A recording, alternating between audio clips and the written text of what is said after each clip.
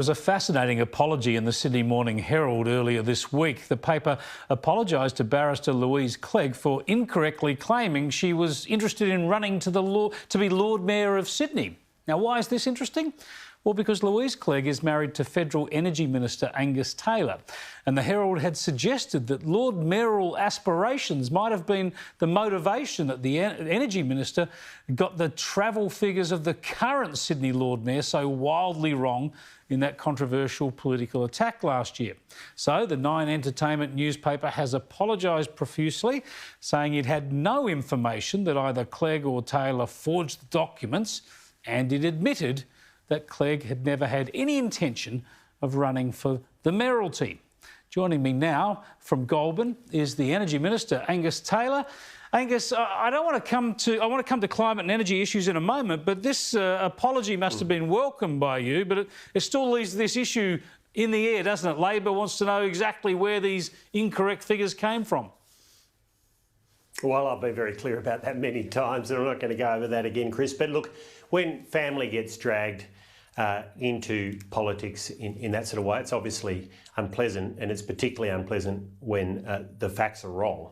Then the media have got the facts wrong. So obviously she was delighted that that was corrected, the apology was made, and we get on with it. And of course my focus now is on making sure as we come out of this COVID crisis, we've got affordable, reliable energy. That is absolutely crucial. And we move on from those things, which are unpleasant. They shouldn't happen, but obviously it was corrected. Well, one of the issues when it comes to affordable energy is the Liddell coal-fired power station in New South Wales, Hunter Valley.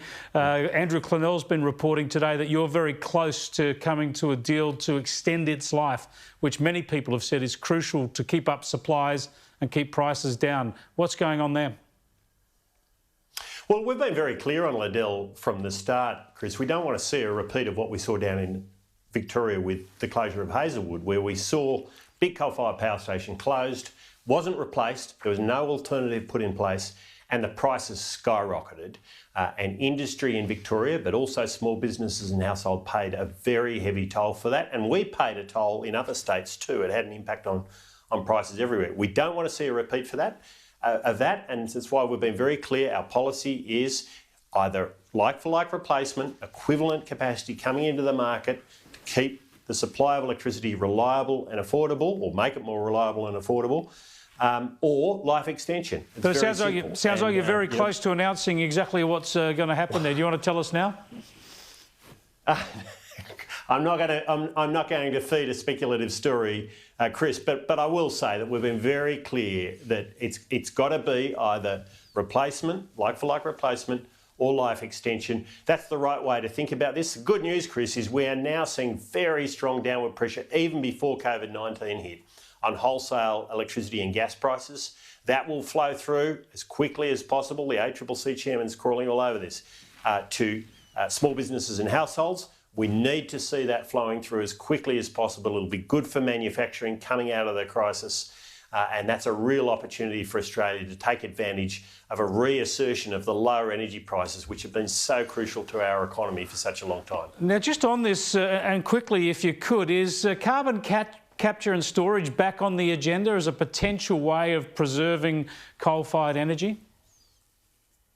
Well, it never left the agenda. I mean, it's extraordinary. It's always been there, and it's growing at a rapid rate. The UK is pursuing it. It's going gangbusters in the US. Huge investments now starting to go into carbon capture and storage. The IPCC recommends it, Chris. So, you know, they see it as one of the important technologies as we go into the future. So it never went away. There's lots of ways of storing carbon. You can store it in soil. Farmers know how to do that. They've been doing that for a long time in this country. You can store it in old oil wells, and that's been done for a long, long while. We think it's an important technology and it's improving. And, you know, our whole approach to emissions reduction is make use of technologies that strengthen the economy, that create jobs, that drive investment, don't impose taxes. It's technology, not taxes, that will get the right outcome. And I've got to tell you, the people who are running around spruiking taxes at the moment, we saw it on one of your rival networks the other night, a group of people spruiking the carbon tax all over again. I'll talk to you about that another time. Yeah, the ABC as usual, running people pushing for a carbon tax. But well, of course, taxing your way out of a crisis, Chris, that's not the way to come out of the COVID Don't crisis. worry. Look, we've only been having that argument for 15 years, so that can wait for another week. Yeah.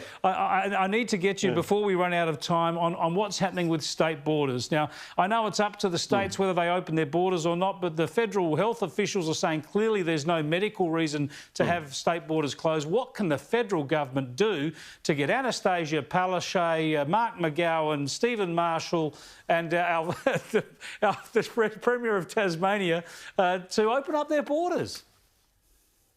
Well, look, the health experts have been very clear on the health aspects of that, as you rightly pointed out. And, we don't control the state borders, but we've got to start moving out of this crisis and this lockdown as quickly as we can while keeping people healthy and safe. And it's clear that the advice now is that opening up borders is an important part of that. All right, but how can you push them? How can you force them to do it? Well, the National Cabinet has been a very, very successful part of the way we've been dealing with the crisis. It, I think, has meant there's some real contestability as we went into lockdown to prevent ending up with this sort of New Zealand situation where we're seeing steel mills closed that'll never reopen.